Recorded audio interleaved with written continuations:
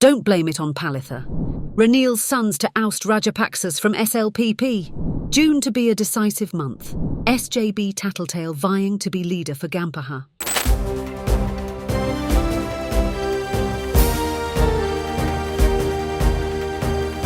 The leader, දේශයට මග කියන ප්‍රවෘත්ති පෙළගැස්ම. Don't blame it on Palitha. UNP General Secretary Palitha Rangai Bandara's call for extending the terms of the incumbent president and Parliament got slammed from all fronts. Yesterday, the Leader TV said he could have made it with President Ranil Wickremesinghe's knowledge. Now, there is evidence to confirm that. Several top UNP figures who met him took Palitha to task over his remarks, saying that he should not be allowed to speak to the media hereafter. They also urged Ranil to make a public statement. After hearing them out, Ranil told them that the General Secretary had made the call with his knowledge. But none among them had the guts to ask the President why. Whatever Ranil's intentions are, Palitha's remarks created a political tsunami. Some ask if he wants to emulate his late uncle J.R. Jayawardena, who held a referendum in 1982 and got his term extended by 6 years. Constitutional expert Professor G.L. Peris remarks that even with all 225 MPs agreeing, the election cannot be put off. He observed that the entire country now knows the government is frightened of losing. US Ambassador Julie Chung, too, got upset by Palitha's stoning the wasp's nest.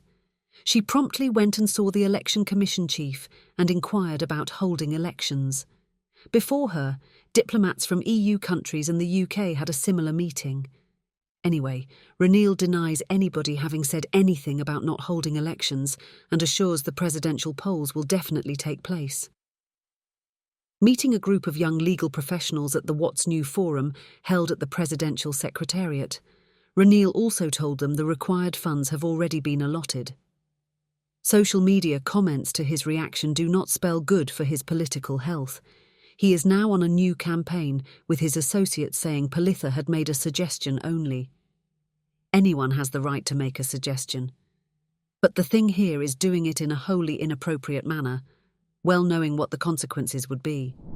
Ranil's sons to oust Rajapaksas from SLPP.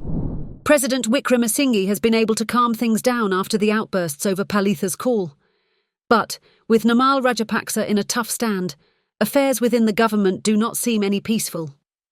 To understand certain things, one should read certain articles. Basil Rajapaksa's line of thought can be understood via Irida Deshaya, edited by Ranjith Ananda.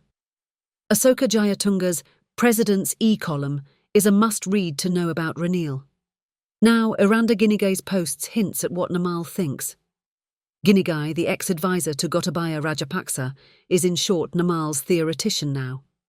Referring to Palitha's suggestion, he claims he has attacked Ranil's sons on one hand and making jokers out of SLPP ministers who want Ranil given presidency again on the other.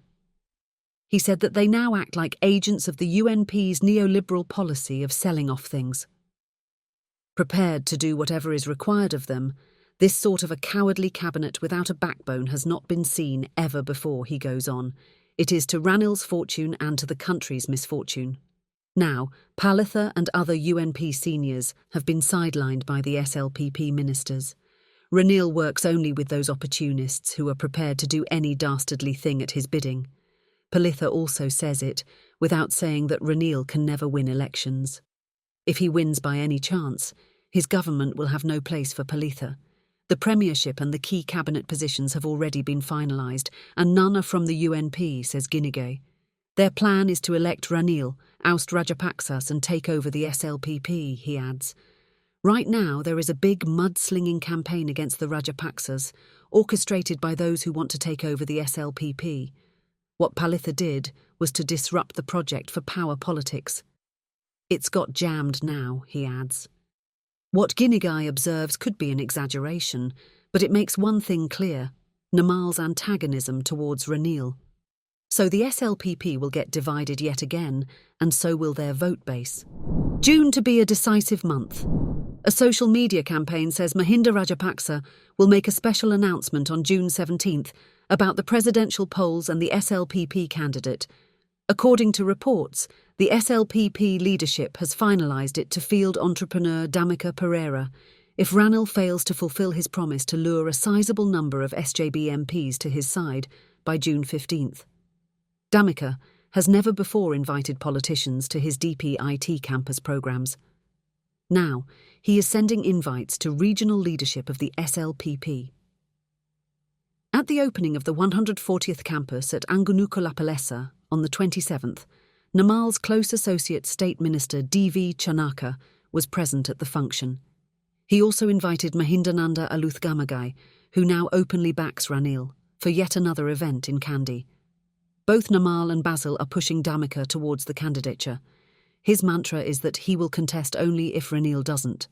Or else, Sajith will win, he says. Unable to cope up with things, he has now gone abroad.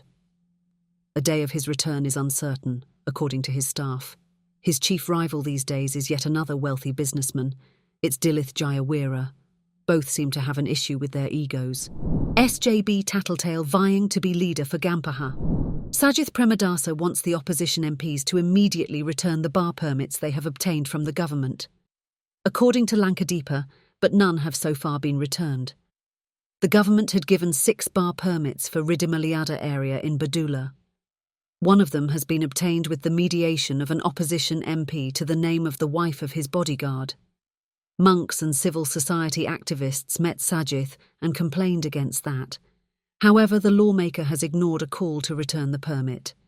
Premadasa says that a SJB government will annul all newly issued bar permits and action taken against the officials responsible.